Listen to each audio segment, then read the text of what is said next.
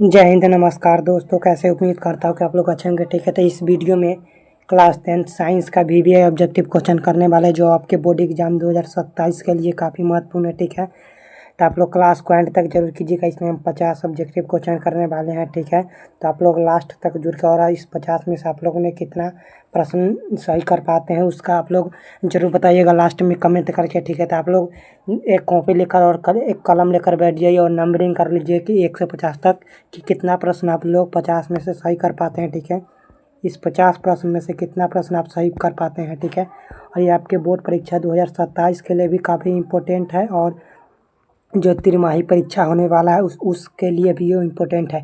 इससे भर भर के प्रश्न आपके तिमाही परीक्षा में भी पूछा जाएगा और बोर्ड परीक्षा में पूछा जाएगा। ठीक है, तो इसीलिए आप लोग ध्यान से क्लास को कीजिएगा। ठीक है, और क्लास स्टार्ट करने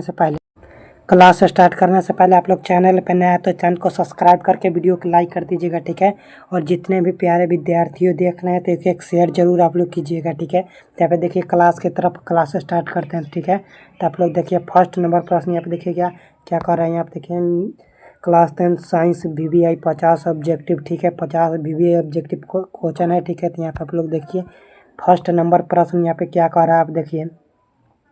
और एक बात और, अगर कोई भी प्रश्न का आंसर आप लोग को पता हो तो हमसे पहले आप लोग जरूर आंसर देने का प्रयास कीजिएगा। ठीक है, तो देखिए फर्स्ट नंबर प्रश्न क्या कर रहा है आप लोग देखिए। फर्स्ट नंबर प्रश्न यहाँ पे है सघन माध्यम से विरल माध्यम में जाती हुई किरण अविलंब से दूर हो जाती है। तो इसका राइट आंसर क्या हो जाएगा?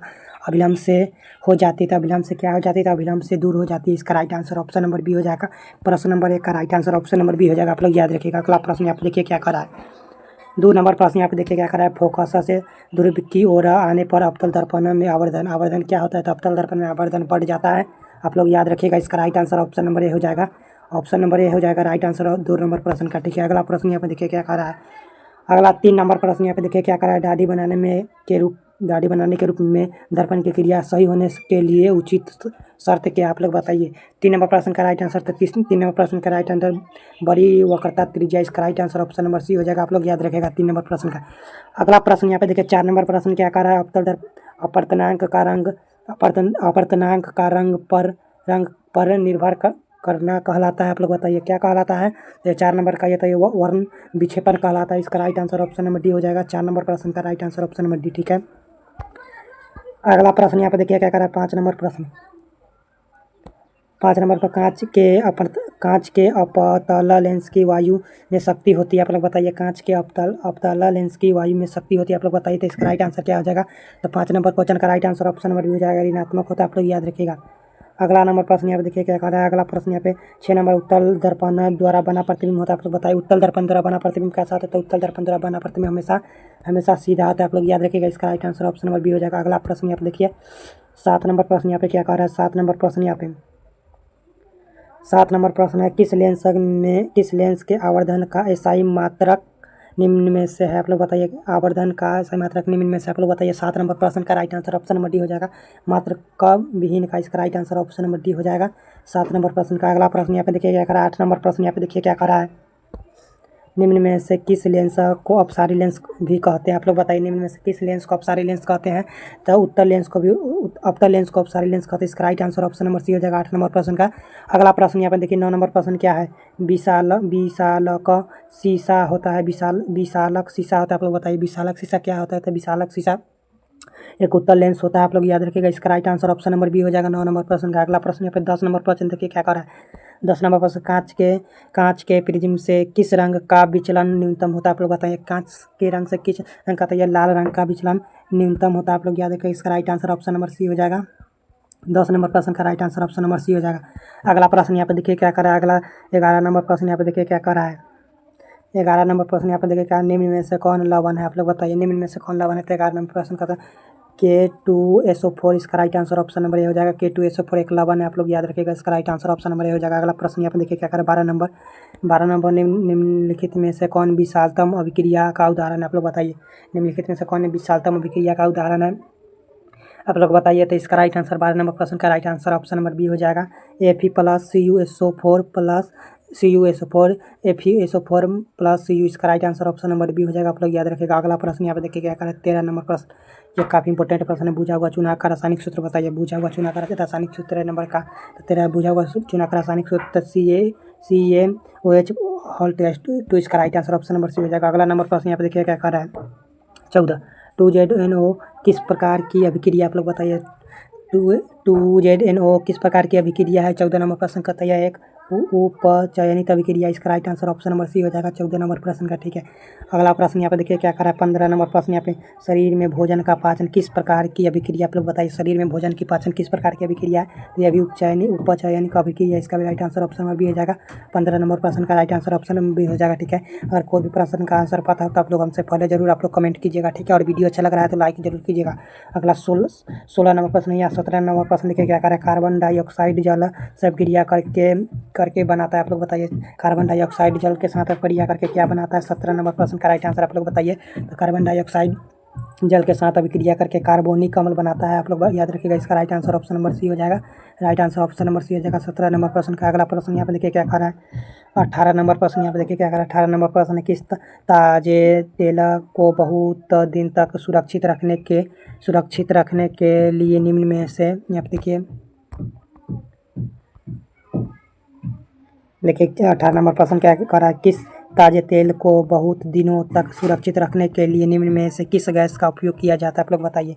18 नंबर प्रश्न का काफ़ी इंपोर्टेंट प्रश्न है। इसका right answer option number B हो जाएगा। नाइट्रोजन का उपयोग किया जाता है। इसका right answer option number B हो जाएगा 18 नंबर प्रश्न का। अगला प्रश्न यहाँ पे देखिए क्या कर रहा है 19 नंबर प्रश्न यहाँ पे देखिए क्या कर रहा है 19 नंबर प्रश्न है यहाँ पे जिस न्यूनतम ताप पर कोई पदार्थ जलना प्रारंभ करता है उसे क्या कहते हैं। आप लोग बताइए।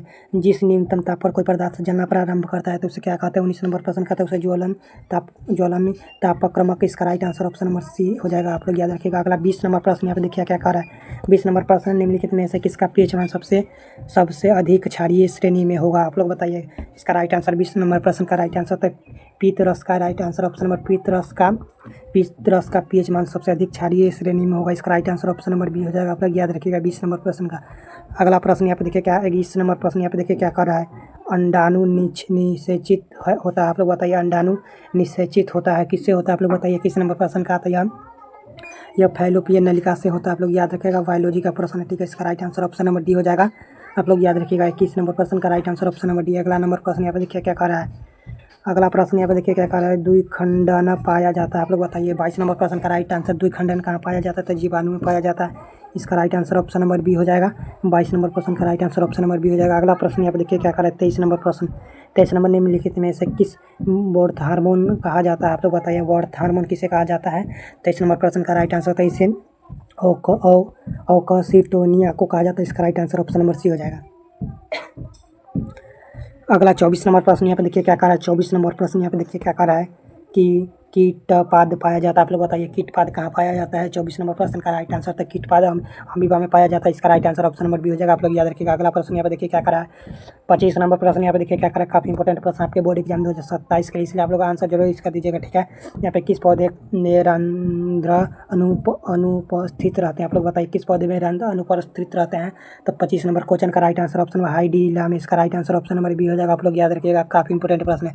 अगला प्रश्न यहाँ पे देखिए क्या करा है और जितना हम ऑब्जेक्टिव क्वेश्चन करा देना है आप लोग सारा ऑब्जेक्टिव कीजिए। आपके बोर्ड परीक्षा में 80 ऑब्जेक्टिव पूछा जाता है। साइंस में से मैं इतना पढ़ा दूँ कि आप लोग 60 ऑब्जेक्टिव को जो है इजीली बना लीजिएगा। इसलिए क्लास को जितना करा देता हूँ जितना ऑब्जेक्टिव करा रहा हूँ सारा क्लास आप लोग ध्यान से कीजिएगा। अगला नंबर प्रश्न आप देखिए क्या खुला परिवहन तंत्र पाया जाता है। आप लोग बताइए खुला परिवहन तंत्र कहाँ पाया जाता है। तो खुला परिवहन तंत्र तितली में पाया जाता है। आप लोग याद रखिएगा। बायोलॉजी का काफ़ी इंपॉर्टेंट प्रश्न, इसका right answer option number B हो जाएगा। 26 नंबर प्रश्न का अगला नंबर प्रश्न यहाँ पे देखिए क्या करा है 27 नंबर प्रश्न यहाँ पे देखिए पौधे में फ्लोएम उत्तरदायी है। आप लोग बताइए पौधे में फ्लोएम उत्तरदायी है। 27 नंबर प्रश्न का राइट आंसर ऑप्शन नंबर भोजन संवहन के लिए इसका right answer option number A हो जाएगा। नेक्स्ट प्रश्न यहाँ पे 28 नंबर नेक्स्ट प्रश्न देखिए क्या करें। नेक्स्ट प्रश्न 28 नंबर है। देखिए उभयलिंग जीवा का उदाहरण है। आप लोग बताइए उभयलिंग जीवा का उदाहरण है। 28 नंबर प्रश्न का right answer option number A हो जाएगा हाइड्रा, इसका राइट आंसर हो जाएगा। आप लोग याद रखिएगा। काफ़ी इंपॉर्टेंट ये भी प्रश्न है। नेक्स्ट प्रश्न यहाँ पे 29 नंबर प्रश्न देखिए क्या कर रहा है एक वयस्क मनुष्य में कितने दांत होते हैं। आप लोग बताइए। काफ़ी इंपॉर्टेंट और इजी प्रश्न है। ठीक है, एक वयस्क मनुष्य में कितने दांत होते हैं तो आप लोग बताइए। तो एक वयस्क मनुष्य में कम से कम 32 दांत होते हैं। आप लोग याद रखिएगा। इसका right answer option number D हो जाएगा। नेक्स्ट प्रश्न यहाँ पे देखिए। नेक्स्ट 30 नंबर प्रश्न क्या कर रहा है शुक्राणु कोशिका होती है। आप लोग बताइए शुक्राणु कोशिका होती है तो 30 नंबर प्रश्न का अनुगीत, तो इसका right answer option number A हो जाएगा। आप लोग याद रखिएगा, काफ़ी इंपॉर्टेंट प्रश्न, ठीक है। तो इस क्लास में हम 30 ही ऑब्जेक्टिव क्वेश्चन कराएंगे, ठीक है। तो आप लोग जल्द से कमेंट करके बताइएगा इस 30 प्रश्न में से आप लोग ने कितना प्रश्न को सही आंसर अपने से दिया है, ठीक है। और कोई भी दिक्कत हो तो आप लोग कमेंट करके जरूर बताइएगा।